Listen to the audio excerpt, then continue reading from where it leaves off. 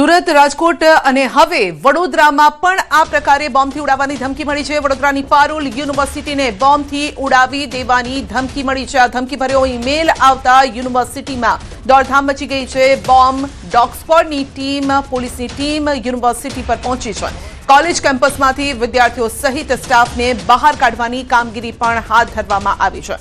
પારુલ યુનિવર્સિટીને બોમ્બથી ઉડાવી દેવાની ધમકી। વધુ અપડેટ મેળવીશું સંવાદદાતા હાર્દિક પાસેથી। જી હાર્દિક, આ પહેલા સુરત, ત્યારબાદ રાજકોટ અને વડોદરામાં પણ આ પ્રકારની ધમકી ભર્યો મેલ।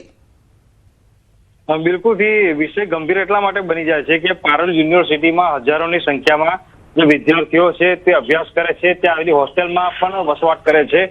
એટલે ચોક્કસથી ધમકી ભર્યો મેલ મળ્યો। એની સાથે જ તકેદારીના ભાગરૂપે તમામ જે લોકો છે તેમને બહાર કાઢવામાં આવ્યા હતા। અને પારુલ યુનિવર્સિટીની વાત કરીએ તો વાઘોડિયા મેઇન રોડ પર આ યુનિવર્સિટી આવેલી છે। એટલે જ્યારે બોમ્બની ધમકી મળી અને વિદ્યાર્થીઓને બહાર કાઢવામાં આવ્યા ત્યારે બહાર ચોક્કસથી ટ્રાફિક જામના દ્રશ્યો સર્જાયા હતા। વિદ્યાર્થીઓમાં ડરનો માહોલ હતો। કેટલાક વિદ્યાર્થીઓ જે છે તેમના વાલીઓ પણ ચિંતામાં મુકાયા છે અને વિદ્યાર્થીઓ વહેલા ઘરે પહોંચી જાય त्या प्रकारની વ્યવસ્થા કરવા માટે દોડધામ કરી રહ્યા છે।